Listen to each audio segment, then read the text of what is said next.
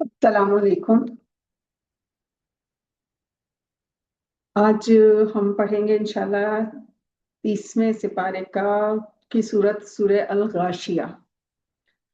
سورہ الغاشیہ مکی صورت ہے، اس میں کل 26 آیات ہیں، 92 اس کے کلمات ہیں اور 381 اس کے حروف ہیں، اور جبکہ اس میں رکوع بس ایک ہے۔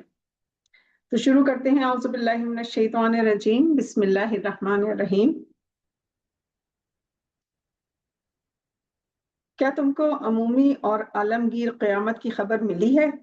اس روز بہت سے چہرے ذلیل اور نادم ہوں گے، سخت محنت کرنے والے تھکے ماندے دہکتی آگ میں داخل ہوں گے، کھولتے ہوئے چشمے کا پانی پلایا جائے گا، ان کے لیے کانٹے والی جھاڑ کے سوا کوئی کھانا نہیں ہوگا، نہ تو موٹا کرے گا اور نہ بھوک کو رفع کرے گا۔ بہت سے چہرے اس روز بارونق ہوں گے، اپنے اعمال کی کوششوں کی بدولت خوش خوش ہوں گے، بہشتے بری میں چین کر رہے ہوں گے۔ وہاں وہ کوئی بیہودہ بات نہ سنیں گے، اس میں چشمے بہہ رہے ہوں گے، وہاں اونچے اونچے تخت ہوں گے اور آپ خورے قرینے سے رکھے ہوں گے، اور گاؤ تکیے صف بصف لگے ہوں گے، اور سب طرف نفیس نفیس قالین بچھے ہوں گے۔ کیا یہ اونٹ کو نہیں دیکھتے کہ کس طرح پیدا کیا گیا، اور آسمان کی طرف کہ کیسا بلند کیا گیا ہے، اور پہاڑوں کی طرف کہ کس طرح کھڑے کیے گئے ہیں، اور زمین کی طرف کہ کس طرح بچھائی گئی ہے۔ تم تو نصیحت کرتے رہو کہ تم تو نصیحت کرنے والے ہی ہو، تم ان پر داروغہ مقرر نہیں ہو، مگر جس نے منہ پھیرا اور کفر کیا تو اللہ اس کو بڑا عذاب دے گا۔ بلا شبہ ان کو ہمارے ہی پاس لوٹ کر آنا ہے، پھر ہم ہی کو ان سے حساب لینا ہے۔ صدق اللہ العظیم۔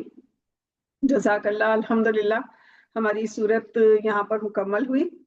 اس کے بعد ہم سورہ فجر بھی شروع کر دیتے ہیں، ابھی پڑھ لیتے ہیں۔ اور سورہ فجر بھی مکی صورت ہے، اور اس کی کل 30 آیات ہیں، 139 اس کے کلمات ہیں، 597 اس کے حروف ہیں، اور اس میں بھی کل ایک رکوع ہے۔ شروع کرتے ہیں۔ اعوذ باللہ من الشیطان الرجیم، بسم اللہ الرحمن الرحیم۔ وقت فجر کی قسم، اور 10 راتوں کی، اور جفت اور طاق کی، اور رات کی جب جانے لگے۔ کیا عقل مندوں کے لیے اس میں کافی قسم ہے؟ کیا تم نے نہیں دیکھا کہ تمہارے رب نے عاد کے ساتھ کیا کیا، یعنی قوم ارم کے ساتھ، جن کے ستون جیسے قد و قامت تھے، جن کی طرح شہروں میں کوئی شخص نہیں پیدا کیا گیا۔ اور سمود کے ساتھ کیا کیا، جو وادی قرا میں پتھر تراش کر گھر بناتے تھے۔ اور فرعون میخوں والے کے ساتھ کیا کیا، جو ملک میں سرکش ہو رہے تھے اور ان میں بہت سی خرابیاں کرتے تھے۔ تو تمہارے پروردگار نے ان پر عذاب کا کوڑا نازل کیا، بے شک تمہارا پروردگار طاق میں ہے۔ تو انسان کو جب اس کا رب آزماتا ہے، اس کو عزت اور نعمت بخشتا ہے، تو کہتا ہے کہ آہا، میرے پروردگار نے مجھے بہت عزت بخشی۔ اور جب اس کو آزماتا ہے، یعنی اس پر روزی تنگ کر دیتا ہے، تو کہتا ہے میرے رب نے مجھے ذلیل کیا۔ یوں نہیں، بلکہ تم لوگ یتیم کی خاطر نہیں کرتے، اور مسکین کو کھانا کھلانے کی ترغیب نہیں دیتے، اور میراث کا سارا مال سمیٹ کر کھا جاتے ہو، اور مال سے بہت زیادہ محبت کرتے ہو۔